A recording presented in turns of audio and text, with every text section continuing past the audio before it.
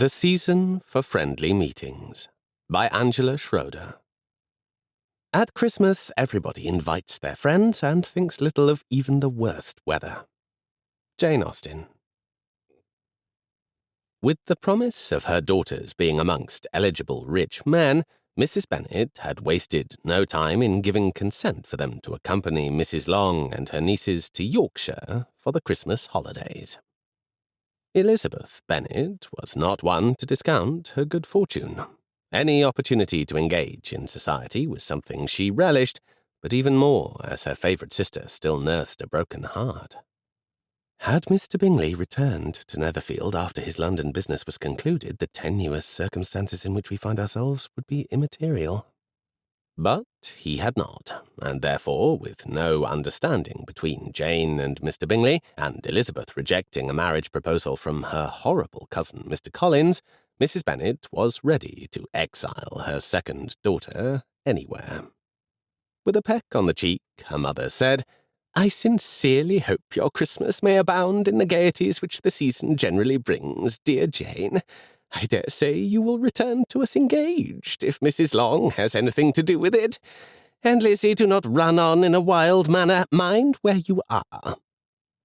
The Long nieces had diverted Elizabeth and Jane Bennet every summer for as far back as the girls could remember.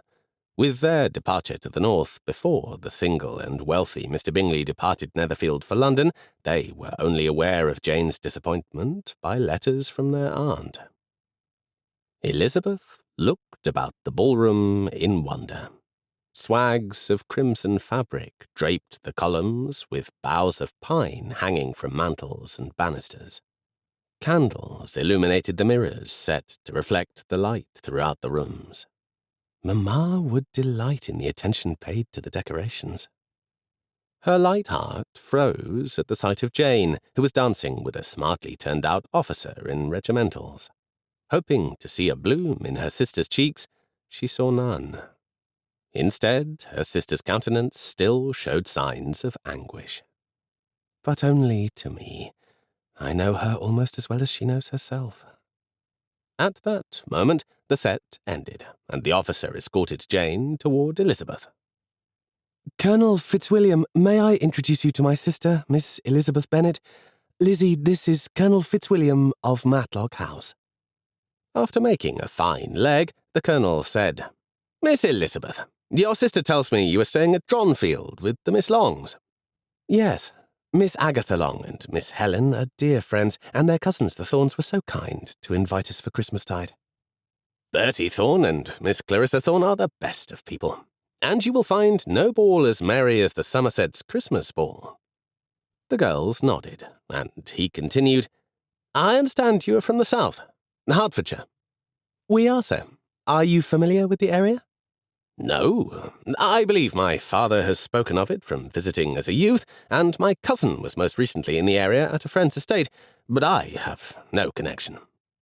"That is unfortunate, Colonel, as it is the most beautiful land in the country." "But are you not biased, Miss Elizabeth?" he asked with a crooked grin. Delighted, she laughed. "I confess I am, sir. My intent is to convince all of the superiority of our little hamlet." Pleasantries were exchanged, and the colonel offered to fetch the ladies some refreshments. Soon after, Agatha and Helen came scampering up to the Bennets. "Jane, Lizzie, you will never guess what we just heard." "I am certain we cannot." Agatha looked over her shoulder and turned back before lowering her voice barely above a whisper. "It is only that—" "Speak up," Helen said, nudging her side. "I can only speak so loudly," she hissed. Agatha signalled for the girls to follow her to a small alcove. "What we have to divulge is not polite for ballroom conversation, so it would be best to guard our privacy." "Then maybe we should not be discussing it at all," interjected Jane. Agatha dismissed Jane's admonishment without a thought and continued on. "I have just had it from my cousin Albert's dear friend that Mr. Wickham is a man not to be trusted." Elizabeth recoiled in shock. "How came you to speak of Mr. Wickham this far removed from Meryton? That is most unusual and unexpected, Aggie." The childhood nickname rolled off her tongue as she felt her ire rising. I mentioned I was from Meryton, and Lord Somerset said he understood a scamp he once knew from Derbyshire, joined the local militia, and now resided in that village.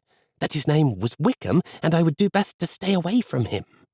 Elizabeth felt her jaw tighten. I am tired of the rich mercilessly trouncing the character of a man who was thrown into circumstances beneath his due. Lizzie, lower your voice, Jane pleaded, glancing about the room. Elizabeth realized her error and leaned in. Of what did your cousin's friend accuse him? The same crime as others before, that his father was a steward? She raised her chin and waited for a reply. Helen looked about, furrowing her brows. No, Lizzie, she said in a whisper. His crimes were much greater than that. She swallowed, and her sister nodded, encouraging the elder Miss Long to continue. It seems he has attempted to ruin a young woman. In all truth, more than one, Agatha cut in. Elizabeth inhaled a slow breath to calm her agitation. And how do you know this? Who has brought this claim? Why, Lord Somerset's valet told him. He said his batman informed him after hearing it from the maids in the kitchen. The maids in the kitchen? Lizzie, again, you must lower your voice, Jane said. Lizzie turned sharply before replying, Jane, do you know how a man's character could be permanently maligned by listening to idle gossip in a ballroom? Or, as in this case, even the kitchens? With much pain, Mr. Wickham told me the wrongs committed against him by Mr. Darcy, how his future was ripped away by that man solely due to jealousy. I'm sorry, Helen, Aggie, turning to her friends, you have no ally in me. I cannot give merit to claims against a man I know in my heart is good. The girls looked from Elizabeth to each other. Lizzie, Jane began, might we have given too much credence to Mr. Wickham's words? We only know what he has told us. My dear Jane, you are so tender-hearted that you do not want to believe ill of Mr. Darcy. However, Mr. Wickham has such a countenance of goodness about him, I would assure you of his truthfulness. Now, she continued, looking up and seeing Colonel Fitzwilliam approaching them with 2 glasses of negus, let us push these thoughts from our mind and enjoy the holiday. We are at a Christmas ball, after all. Elizabeth turned to smile, hiding her irritation and extending her hand to the proffered glass. Thank you, Colonel. Agatha and Helen curtsied and excused themselves to find their partners for the next set, each glancing at Elizabeth and then Jane. I cannot believe they would spread falsehoods. The poor man cannot escape his mistreatment no matter what part of the country he is in. Lizzie looked up and blushed at Colonel Fitzwilliam's expectant eyes. My apologies, Colonel, I was not attending. If you are otherwise unengaged, might I have the pleasure of the next dance? He asked, as the musicians began to tune their instruments. I would be pleased to continue our earlier conversation about my fair Hertfordshire. She smiled at Jane as she set her glass on a table, taking the Colonel's hand. They joined the set as the music commenced. Is this your first trip to Yorkshire? He asked, circling her. Yes, and we are quite enchanted with the moors. It is a beautiful country. She then circled him. But it still pales in comparison to your own part of the world. A grin spread at the corners of his mouth as he took her hand. Of course. Miss Elizabeth, might I ask if something was said to disturb you? They were separated by the dance for a moment until he returned to face her. You appear distracted. Am I so obvious? She smiled as they progressed down the set. I am merely a young woman from a small estate far removed from society. I am unaccustomed to the heated attacks some might place upon others. I have a dislike for those who would malign the character of a worthy man who does not deserve it. He nodded. That is commendable. No matter one's origins, proper behavior should be celebrated. I cannot condone speaking ill of one solely due to their lack of wealth, circumstances, or rumors. I believe you are in the minority of the ton, sir. Others I've met seem to take great joy in just that, decrying a man's character solely for being socially beneath them. He moved around her again as they clasped hands. Miss Elizabeth, Although I am the son of an earl, I am the second born. I have had to make my way through His Majesty's army, my life having been saved by those whom society deems beneath me. I do not share the same views as my peers, for I know the true value of a man is in his character, and not his title or land. A radiant smile spread across her countenance. I also know that many men's lives have been ruined through speculation and idle gossip in a ballroom and at card parties, and I have no patience for that. She drew a deep breath, feeling gratitude. Colonel, your words give me hope that not all men are as unfeeling as those I have recently come in contact with. Now, I cannot promise you that, he said, laughing as he separated from her, but I do not hold the only bit of merit in the room. Why, my cousin, for example, the one I told you about who visited your home county, he is a much better man than myself. He actually should be here, but I have yet to see him. He looked toward the door and around the room before his eyes settled back on her. Might I ask what brought this line of thought about? It must be the punch. How odd, this conversation with a stranger.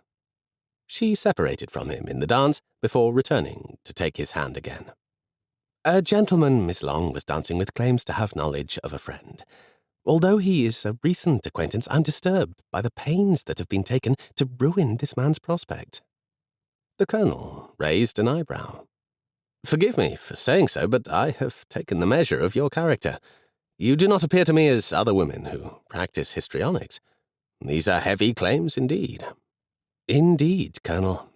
This young man has shown great courage when his life should have proceeded in an entirely different direction. He has had to make his own way because the path chosen by his godfather was stolen from him. The Colonel stiffened. He used the movements of the dance to consider his next words, then asked, "And this man, what of his story? Might I be of assistance?" He was the son of a steward on an estate but a day's ride from Yorkshire. He was loved by all, most notably his godfather, the owner of the estate. At his own father's death, his godfather took him in and educated him, promising him a living of the church when it came available. He has told me it was his fondest wish, and I do believe he would have made a fine clergyman. He was educated alongside the heir to the estate, and therein lies the problem. A problem? A gentleman's education granted by the estate owner sounds very generous. Surely this young man must have used the schooling provided for him to secure his future. Is he a rector near your father's estate? No, he's not, she said, stopping mid-step and almost causing the other dancers to collide with her. The Colonel moved her along, keeping their place in line. He quirked a brow, and his low voice sounded strained. Do you mean he has not taken up a position in the field that he studied for? A clergyman is an honourable vocation, and a man of the calibre of which you are speaking most assuredly would fit that field. Yes, he would, but he is in the militia. The militia? Well, then I am certain he offers spiritual guidance to those in his company. A man of that ilk, one whose fondest wish is to serve the Lord, would have a moral example emanating from him at all times. Do you not agree? Yes. I am sure in your interactions with him he has proven himself a most worthy gentleman. No mockery of others, kindness to all, proper behaviour in the company of ladies, guarded speeches. Yes. Now, what was mentioned about the heir? He who your friend was raised with? Elizabeth swallowed, her feelings on the subject of Mr. Wickham beginning to cloud with uncertainty. You have given my mind much to think on, sir, but of the heir I have no question. I've met him myself, and a more selfish, taciturn, proud, and arrogant man I have never encountered. The Colonel smiled. And what is the impetus for these accusations? He denied my friend his promised legacy upon the death of his father. I am all astonishment. Was there no legal redress? Elizabeth cocked her head. No, there was not. My friend said it was a gentleman's agreement between his godfather and himself. Colonel Fitzwilliam nodded. Then I am certain the heir to the estate received his due, censured by his own people when it was discovered he did not follow through with his father's wishes. She grew quiet again, his words heavy on her mind. "No, sir. My friend said he could not wound the son without wounding the memory of the father. He has told no one else."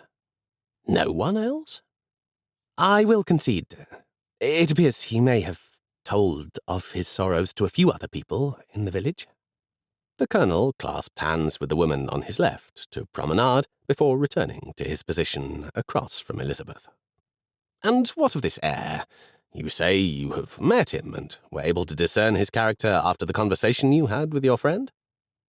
"No, that only confirmed my opinions of him. When I first met him, we were in a ballroom, and ladies outnumbered gentlemen. More than one was without a partner, and he refused to dance." "That is a crime indeed," he replied, winking before handing her to another member of their group. Upon her return, he said, "And with such manners, I'm certain his deceitful character was evident." She shook her head. No, I do not believe he is deceitful. In truth, I would call him painfully candid." She sniffed. "But that does not excuse his conduct toward my friend." "No, it does not. The unfortunate clergyman who is now a member of the militia. It is unlucky he has yet to procure a respectable position in a parish. Do you believe this villain, this heir, is to blame for that as well?"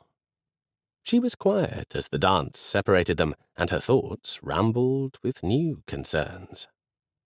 Why is Mr. Wickham not a clergyman if he was trained up as such? His manners are engaging and friendly. He should have made many connections at school which would precipitate another position amongst other estate owners. Colonel, do you believe he has been singled out by this heir? That other estate owners will not appoint him in the position because of their allegiance to that man's wealth? Miss Elizabeth, in my experience, a man of worth will be recognized by those of equal worth. If this man is truly as decent as he presents himself to be, others will see it. Do you think it is possible he has misrepresented his own character?" As the set ended, he said, "Forgive me. It is evident by your countenance I have troubled you. Are you displeased with me?" "No, sir. You have given me much to consider." "Might I ask when your friend told you this tale?" Elizabeth gasped, the realization of her words slowly coming forth. "At a card party." "At a card party? How remarkable. We do not wish to ruin this man's reputation by speaking his name in a public setting, yet—" He let the thought linger, and Elizabeth felt her cheeks burn. "Miss Bennet, are you unwell? You are quite flushed." "I believe I need to rest. Forgive me." "Of course. Let us leave the ballroom, and I will have someone find your sister." He steadied her arm, and as they continued through the room, he slowed at Lord Somerset's side. "Cyril, could you please see that Miss Jane Bennet is brought to the library? And might you find my cousin? Send him as well." Fitzwilliam Darcy hated balls. It was not the dancing he despised. He actually quite enjoyed that pastime. It was the simpering misses and their calculating mothers. It was the crush of people and the speculation of who he would dance with. It was not being at home with a good book, but instead on display as a fishmonger's goods. Because of that, he had learned years before that the only way to keep the gossip at bay was to limit his dancing to those in his own party.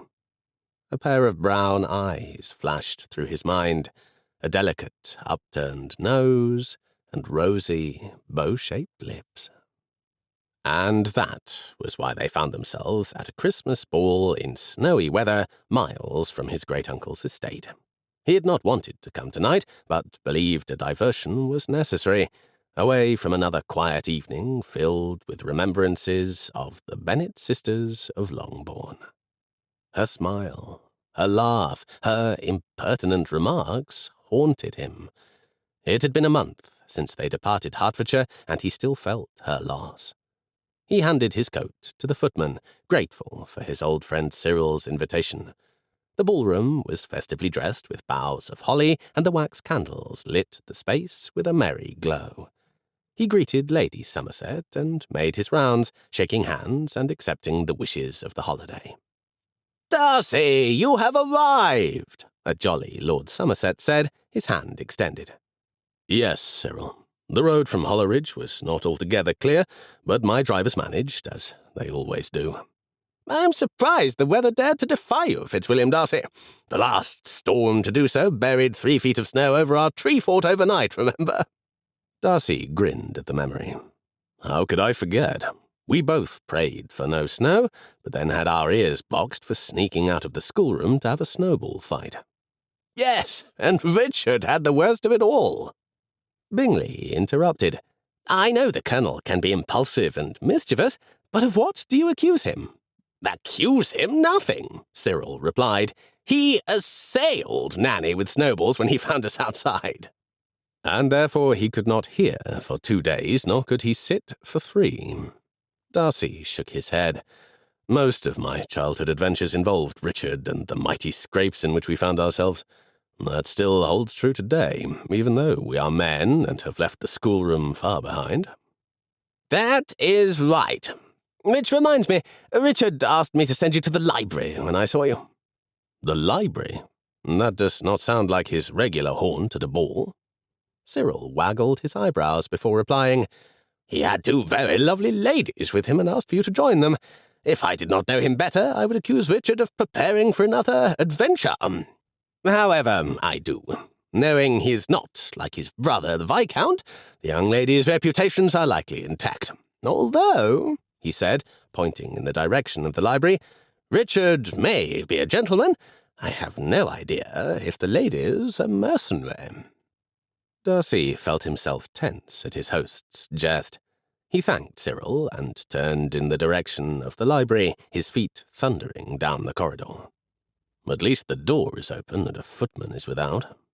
As he approached the library door, he heard his cousin say, "My only wish is to help those who cannot help themselves." But he stopped altogether when he heard another voice answer, "I do not know what to say, Colonel. I am uncertain of whom to believe." "Elizabeth." His heart raced, and he felt his breathing increase. "She is here. Elizabeth is here. Is fate toying with me?" He was about to interrupt when, "Mr. Wickham. But Mr. Wickham assured me through his manners and countenance that he was of the utmost character, and another gentleman, whom I shall not name, is not. I worry that I believed him solely due to my own vanity." Richard, who was seated facing Miss Elizabeth and her sister Jane Bennet, saw him in the doorway and at once stayed him with a glance. "I have only known the man, to be unfeeling and arrogant. I am attempting to reconsider my dealings with him and am confused at best. But as my dear Jane has said before, maybe we misjudged him." "There must be no blame, Miss Elizabeth," he said, raising a brow in Darcy's direction. "George Wickham has used people ill his whole life. You are not the first kind-hearted woman who has been deceived by his charms." He heard her gasp. "You have known his name all along?" Richard nodded. "The story you related sounded too familiar. We, my cousin and I, have dealt with Wickham's proclivities for many years. We have settled his affairs, and things which are not for the sensibilities of ladies. I am only grateful he did not take advantage of more than your trust." Her head shook, and the curls at the back of her neck bounced against her porcelain skin. Darcy cursed herself for letting her be so ill-informed, unprotected. "I should never have encouraged Bingley to leave Hertfordshire. Had we stayed, I would have declared myself and shielded her from Wickham. Yes, I would have. Hang my family's expectations. I will be with the woman I love." Richard's voice broke through his thoughts, and he was about to interrupt when the question caught him. "And what of this man, the heir to the estate where Wickham grew up? Are your feelings toward him altered in the slightest?" "I cannot say," he heard her say. Bingley let out an almost audible gasp as he finally realized with whom Richard was conversing. Darcy indicated to remain silent, but believed he would have to restrain the man when his angel began to speak. "Lizzie, I am no better than you. You must not be so hard on yourself. It is not I whom whom the gentleman insulted at the Meryton Assembly. Your pride was injured." "He insulted you, Miss Elizabeth, in a public assembly?" Richard stifled a snort. "The devil he did! And what did he say?" The room was silent as Darcy stepped forward. "I misspoke." Jane and Elizabeth both stood and whipped around to face him.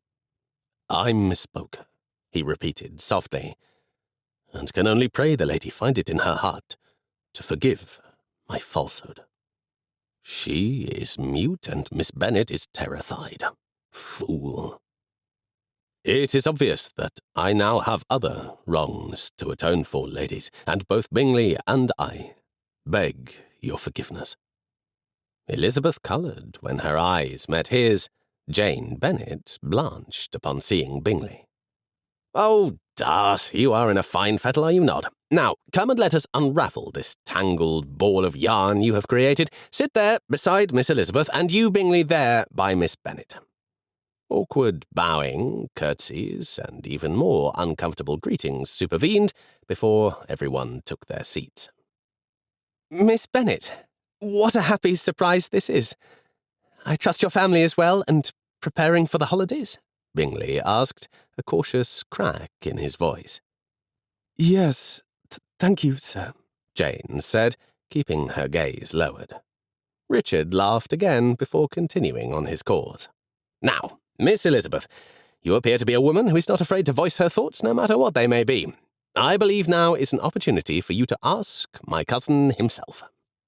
Darcy cringed at the gasp which came from Elizabeth's lips, while Richard chuckled. "Oh, I was remiss to mention that fact. At any rate, I am certain my cousin Fitzwilliam would be delighted to answer for any sins you believe he may have committed, or other accusations laid before him. After all, we do not want a man's reputation maligned in a ballroom, or even in a library for that matter, do we, Miss Elizabeth?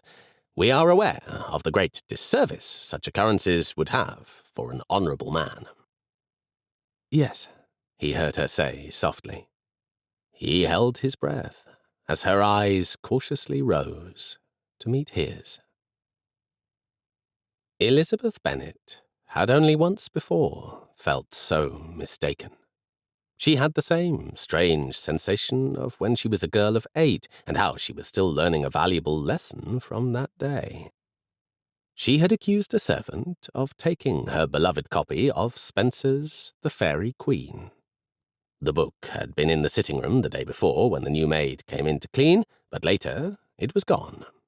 Elizabeth worked the fabric of her skirt between her fingers, the shame of both events colouring her features. Her papa had asked the girl, she had denied any knowledge of the book, and he had terminated her without a thought. Young Lizzie was all righteous indignation until she had discovered the book had slipped between the slats of her bed. She had run down the stairs to her father's study and begged him to hire the girl back, but he refused. "What kind of master would I be, Lizzie, if I changed my mind so quickly?" he had asked. "No, I will have Mrs. Hill send her to your Uncle Philip's. Your aunt needs a new parlour-maid, and this girl will do." As she began to walk from the room, he had called to her with words she thought she had taken to heart. "My Lizzie," he had said, "let this be a lesson to you. You must never judge the character of others without first looking at your own faults. You often fall asleep reading, and this is not the first time a book has slipped through your bed slats. Some day it could be much worse." And now here I am 13 years later and still judging too quickly. She took a deep breath before she began. "You must forgive me. As has happened in the past, I have a tendency to speak too openly when a perceived injustice has been committed. My apologies to all whom I have offended." "There has been no offence." "But you, Colonel," she said, turning quickly, "you have played a mean trick, keeping us at a disadvantage." The Colonel pressed his hand to his heart and grinned. "Do forgive me, Miss Elizabeth. You must see I had no choice. If I had told you of my connection to Darcy, you would have discounted my testimony, believing it to be only out of loyalty to my cousin, so I could not. That alone kept me silent while I attempted to guide you to your own conclusions."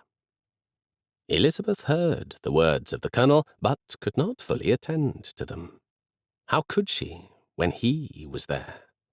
He, whom she was immediately drawn to at the Meryton Assembly, but who had deemed her only tolerable.